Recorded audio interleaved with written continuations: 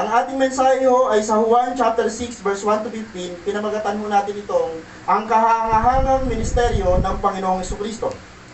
Yun ho ang atin hong mensahe ngayong araw na ito. Sabi dito sa statement na to, tunay na kahangahanga ang ministeryo ng Panginoong Hesus nung andito pa siya sa lupa, pinatutuhanan ito ng kanyang mga alagad.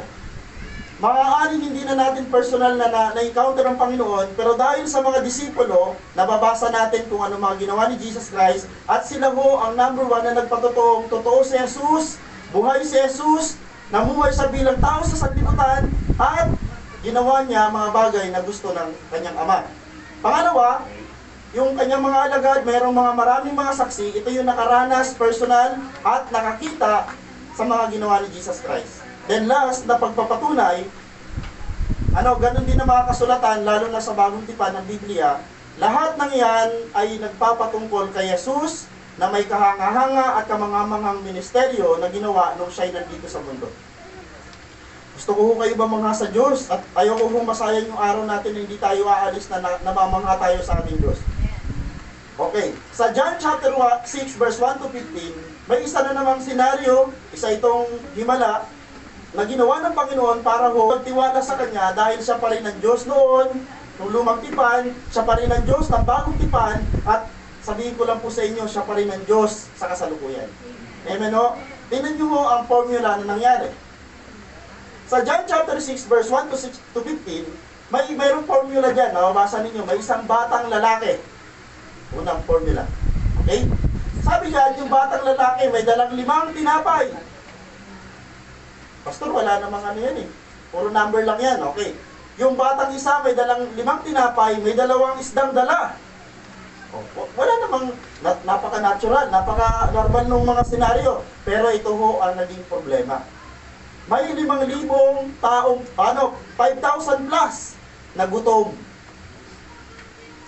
Na nangangailangan sila ho ng pagkain mula sa isang bata na may 5 tinapay, na may 2 isda, mayroon tayong napakalaking problema. Bakit po?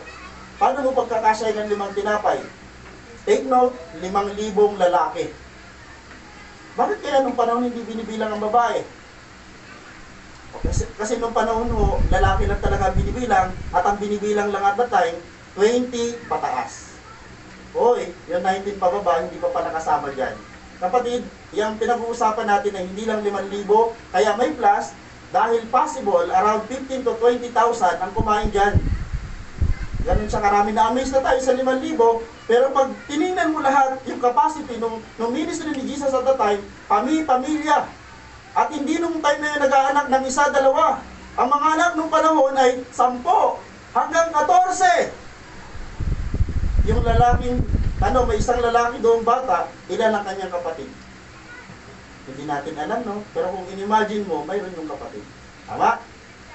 Pero ho, ito yung himala na nangyari. Equals 1 plus 5 plus 2 plus 5,000 na problema. Equals 5,000 plus na nakakain at 12 basket pa ng kain ang natira. Amazing? Ganyan ang Diyos natin. Palapakan po natin ang Panginoon. Okay, bakit kahanga ministeryo ng ating Panginoong Jesucristo, hindi tayo magpo-focus doon sa kapangyarihan? Okay, hindi tayo doon magpo-focus sa kapangyarihan. Siguro na-amaze tayo, Pastor, si Lord kasi makapangyarihan, kaya namamangha ako sa Kanya. Sa oras na ito, itabi muna natin yung kapangyarihan ni Lord. Punta muna tayo sa pinaka-source ng kanyang kapangyarihan. Okay, so ito ho ang gusto kong ibigyan sa inyo ng diin. Bakit kahanga-hanga ang ministeryo ng ating Panginoong Jesucristo? Number 1, dahil sa kanyang habag sa tao. Doon dapat magsisimula. Ang ministeryo ay nagsisimula dapat sa compassion. Once ng isang tao ho mag-i-start ng ministeryo pero wala siyang puso sa tao, ano ang gagawin niyang ministeryo? Okay? Matindi yung challenge sa pagpapastor, matindi yung challenge sa mga naglilingkod sa Panginoon kung may puso ka ba talaga sa tao. Tingnan natin yung text ng John chapter 6 verse 1 to 7. So ang cause kaya ho siya nagpakain ng 5,000, una, hindi dahil makapangyarihan siya o may kakayanan siya magparami ng tinapay, kundi dahil dito nakaramdam si Lord ng habag. Tingnan nyo, dalawang uri ng bagay kaya nahabag ang Panginoon. Sa Marcos chapter 6 verse 34, sabi niya, pagbaba ni Jesus sa bangka, iba hong sa Marcos chapter 6, ito ho ay pagpapakain sa 5,000 rin. Kasi kanina sa John tayo. Pero ho, ang apat na, yung 4 gospel po, yung John, Matthew, Mark, John, and Luke, pare-pareho sila mayroong pagpapakain sa 5,000. Sabi niya, nahabag siya sa kanila sapagkat para silang mga tupang walang pastol. Yun ang unang naramdaman ni Lord. Nung nakita niya yung 1,000 na tao, nakita niya wala tong leader. Wala itong pastol. So nagkaroon si Jesus Christ ng habag. Bago siya nag-perform ng miracle, nakita muna ni Lord yung kailangan ng mga tao, wala silang leader. Pangalawa ho, na reason kung bakit siya nagmilagro, sabi niya dito, pagdating ni Jesus sa dalampasigan, Mateo, sa Mateo tayo. Nakita niya ang napakaraming tao iyon, nahabag siya sa kanila at pinagaling niya ang mga may sakit na dala nila. Okay, anong unang reason? Bakit naging wala ang Panginoon? Dahil wala silang pastor. Pangalawa, kaya naging wala ang Panginoon. Pangalawa, dahil maraming may nangangailangan ng tulong. May mga may sakit. So, sabi dito, kaya kahanga-hanga ang ministeryo ng Panginoon dahil mayroon siyang compassion. Yung salitang compassion ay malalim na uri ng pagmamahal. Ang sabi nga dito, habag. Okay. Sabi dito, bakit kahanga-hanga ang ministeryo ng ating Panginoon? Pangalawa, dahil sa kanyang pananampalataya sa Diyos. Si Jesus mismo ay mayroong faith. Kapatid, sa pagmiministeryo, kailangan mo ng pananampalataya. Amen po ba? Meron ka ng burden, meron ka ng habag. Kulang. Sabi ni Lord, pag nagministeryo ka, samahan mo ng pananampalataya dahil ang pagmiministeryo ay pamumuhay sa pananampalataya dahil ang Diyos na pinaglilingkuran natin hindi nakikita. Kapatid, Kristiyano tayo, faith ang kailangan natin. Ang faith, hindi mo kailangan makita ang Diyos na nakipag-battle sa'yo, kailangan mo itong paniwalaan. May laban ka ba ngayon? Alam mo bang pinaglalaban ka ng Panginoon? Para manalo tayo, paano ang gagawin natin? Number 1, kailangan mo maniwala na may kasama ka sa laban. Si Lord kasama mo. Hindi ka niya iiwan. Pastor, kahit ba sa kahirapan, kahit sa sakit at karamdaman, opo, si Lord ay nandyan lahat. Dahil pangako niya sa atin yan. Hindi niya tayo iiwan. Hindi niya tayo babayaan. Sana nakumbisi kayo. Mensahe mo yan ng Panginoon. Dahil sa kanyang pananampalataya sa Diyos na nagsugo sa kanya. Tingnan natin na sabi. John chapter 8 6 verse 8 to 11. Sinabi ni Andres na isa sa kanyang mga alagad at kapatid ni Simon Pedro, mayroon po ritong isang batang lalaki na may dalang 5 tinapay na sibada at 2 isda. Subalit, sasapat kaya ang mga ito? Sabi dito ni Jesus Christ, ito na yung faith. Sabi ng Panginoon kay Philip, magkano pera natin dyan? Sabi ni Philip, ito si Andres ko, pangalawang disipulo. Sabi ni Philip, Lord, kahit ho, bumili tayo, kulang. Di ba, ang layo ng sagot? Ang sabi ng Panginoon, may pera ba tayo dyan? Di ba, ang sagot dapat ni Philip ay, mayroon. Ang sabi ni Philip, kahit ho, bumili tayo ng maraming kulang. Minsan ho, may mga ganun tayong time. Sinasabi, tinatanong si Lord, ang sagot natin malayo ho sa pansitan. Ang sinasabi ng Panginoon kay Philip at that time, may faith ka ba? Pero na-discern ng Panginoon si Philip, wala hong faith. Okay, sumunod, nag-attempt naman ho si Andres. Si Andrew, pangalawa. Okay, sabi naman ni Andrew, sumabat si Andrew sa usapan ni Philip at saka ni Jesus. Sumabat si Andrew, sabi niya, sa mga alagad, kapatid ni Simon Pedro, mayroon po ritong isang batang lalaki na mayroong 5 pinapay na sibada at 2 isda. Subalit sasapat kaya mga ito, may pananampalataya? Wala. Sumabat ka rin din naman, di ka pa nagkaroon ng pananampalataya. Di rin siya naniwala. Sabi niya katulad ni Philip, wala rin nun, hindi kasya. Pero may nakita na sang source, pero hindi pa rin siya naniwala. Sabi ng Panginoon, ito ang faith ni Jesus Christ. Okay, nung narinig niya may isang bata, mayroong 5 tinapay, may 2 isda, then sabi ng Panginoon, sapat na yan.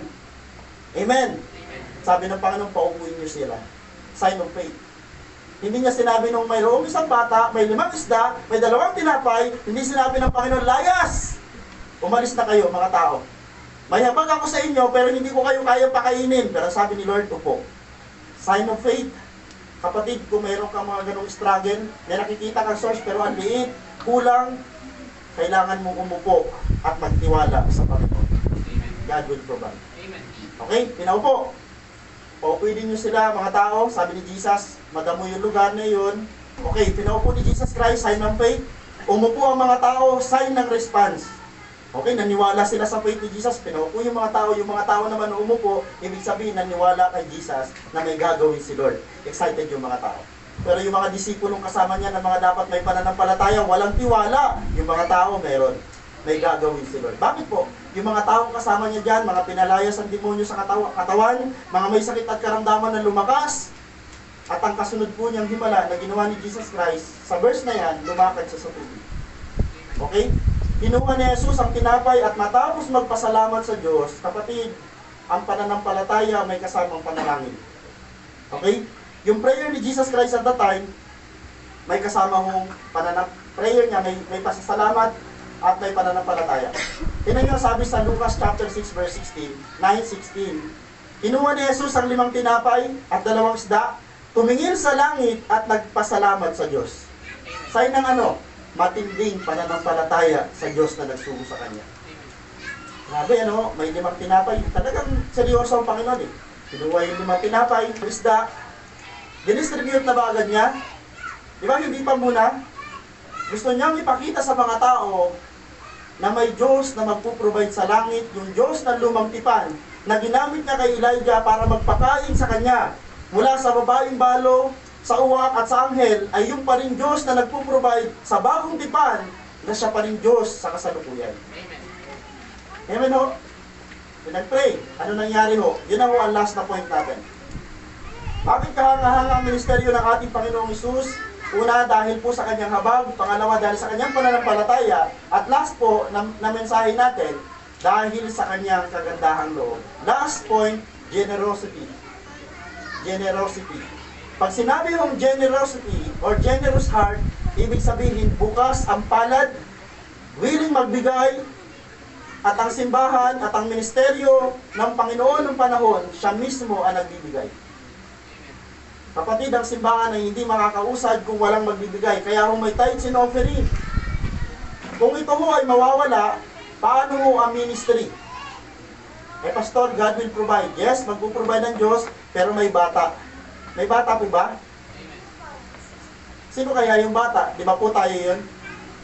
Gagamitin ng Diyos para ho may provide ang lahat. Hindi si Lord gumawa ng tinapay, tama na. Nabasa naman natin, wala siyang ginawang himala na gumawa ng tinapay, gumawa ng isda, may bata na available. At may faith. Okay? Matatapos na ho tayo. John chapter 6 verse 11. Ay ipinamahagi yung kadugtong kanina, matapos niya ipag-pray, pagpasalamat sa Ama, ay ipinamahagi yun sa mga tao na nakaupo. Ngayon din ang ginawa niya sa mga isda, nakakain ng lahat at nabusog. Nang makakain na ang mga tao, sinabi ni Jesus sa mga alagad, ipunin ninyo ang lumabis nang di masayang. Grabe, kumain na lahat. Alisin kaya natin yung word na 5,000. Kumain na ho yung sobrang daming tao. Hindi na lang siguro magandang term, kasi sa totoo lang, hindi talaga siya 5,000. Grabe naman nung bilang time niya, eksakto no, 20 above na lalaki ay 5,000, pero hindi totoo dahil napakarami nila at time. Sobrang dami po niyan. Around 15 to 20,000 po yung tao na yan. Okay. So, bakit po natin hinighlight po yung salitang generosity dahil sa kanyang kagandahan loob? Sa pag-ministry po, kailangan natin mag-spend. Kailangan natin mag-effort at magbigay ng una time. Magbigay ng time. Kung gusto mo talaga mag-ministry, kailangan mo magbigay ng time. Amen. Alam niyo mo ba ang pagsisimba ay isang pag-ministry? Na kapag hindi mo siya, Lord, gusto ko mag-ministry pero wala pa akong time. Paano mo magpapalag po yung salitang ministry? Ang ministry ho, nangangailangan ng time. Okay, si Jesus, ino-offer niya yung kanyang time dahil nag-ministry siya. Kanino niya mostly ho ini-spend ang kanyang time? Sa mga mahihirap na tao, sa mga may pangangailangan mga tao, sa mga tao ho mahihina, sa mga tao ho hindi ho pinapansin ng lipunan. Pangalawa, kailangan natin ho magbigay, mag-spend, magkaroon tayo ng sacrificial offering sa pamamagitan na pagbibigay ng ating mga talent. Time, talent. Ano ho ang meron tayong kakayanan na dapat ho natin binibigay sa Panginoon? Then last, treasure. Lord, gusto ko ho makapag-ministry sa simbahan sa pamamagitan ng aking time. Andito nga ngayon, praise the Lord, ang tawag natin dyan ay pagbibigay ng sacrificial offering ka ng time. Meron kang talento, meron kang buhay na patotoo, then talent, binigay mo kay Lord, talent. Pero kapatid, may isa pang key na kailangan natin ibigay sa Panginoon, yun yung treasure natin. Yan po yung financial. Punta na tayo sa conclusion. Kahanga-hanga ang ministeryo ng ating Panginoong Jesucristo. Bakit po? Dahil siya'y mahabagin sa mga nangangailangan. The moment na may nakita kang simbahan na mayroong puso na magkaroon ng sacrificial sa ibang mga tao ng kanyang time, talent, and treasure, magugulat ka yung ministeryo na yun ay kahanga-hanga. Si Jesus, kahanga-hanga ang kanyang ministry dahil meron siyang habag. Dahil sa laki ng kanyang pananalig sa kanyang ama, nakita natin, 5 tinapay, 2 isda, then may faith si Lord. Sabi niya, Lord, katumbas ito ng lahat ng mga taong ito, then lumabis pa. Okay, then last, sabi ng Bible, dahil sa kanyang kagandahang loob na magbigay. Napaka-generous ni Lord magbigay. Bakit po? Hindi niya lang ibinigay ang pinaka-the best na yaman, binigay ni Lord ang kanyang sariling buhay. Yan ang pinaka-the best. Sa ministry, kung magbibigay ka ng time, talent, and treasure mo, meaning to say, binibigay mo ang buong buhay mo. Sa pag-ministry ho, ibigay natin ang ating buhay sa Panginoon. Ito ang mga natatanging mga katangian ng ating Panginoong Jesucristo na nagdulot para ang ministeryo, para ang kanyang ministeryo ay maging kahanga-hanga at dapat tularan. Amazing yung ministry ni Lord Jesus Christ dahil sa tatlo niyang karakter. Yung kanyang compassion, yung kanyang faith, at yung kanyang generosity. Then ang challenge po sa atin ngayon, in our application, ang ministeryo ng Panginoong Hesus ay nagpapatuloy pa rin sa kasalukuyan, hindi ho natapos. Yung ministry na inaaral natin sa Bagong Tipan, may continuation, at katulad nung una, nangangailangan pa rin siya ng bata. Take note sa word, nangangailangan pa rin ng Panginoon ng bata sa panahon natin ngayon. Bakit? Ano ho ba ang meron ng bata na inaaral natin kanina? Naalala niyo yung 3 points natin na inaaral natin kanina, mayroon ng bata. The boy had a compassion. Mayroong compassion ang bata doon sa binasa natin. Nung nakita ni Jesus Christ na walang pagkain ng mga tao, gutom, nakita rin ng bata yung needs ng mga tao. Anong ginawa ng bata? Nagkaroon siya ng compassion kagaya ni Jesus. The boy had compassion. Pangalawa, the boy had faith. May pananampalataya yung bata. Bakit po? Paano natin nasabi? Nung sinabi ng Panginoon na mayroon dito 5 tinapay at 2 isda, yung batang isa, hindi siya nagdalawang isip na i-turn over ito sa Panginoon. Kasi ang bata may pananampalataya. Amen. Then last, the boy had generous heart. Mayroon ng batang mabuting kalooban.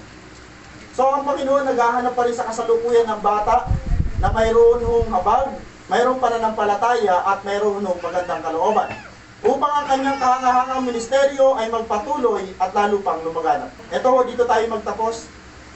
Sabi dito ho, ang ating last application, ang bata ho ay mayroong compassion, mayroon siyang faith, mayroon siyang generous heart. Then ang challenge ko sa inyong lahat ho, maging tulad tayo ng batang available, ang batang faithful, ang bata ho may compassion, at bata ho may generous heart. Amen po. Yan ho ang mensahe natin sa oras na ito. Sa Diyos po ang pinakamataas.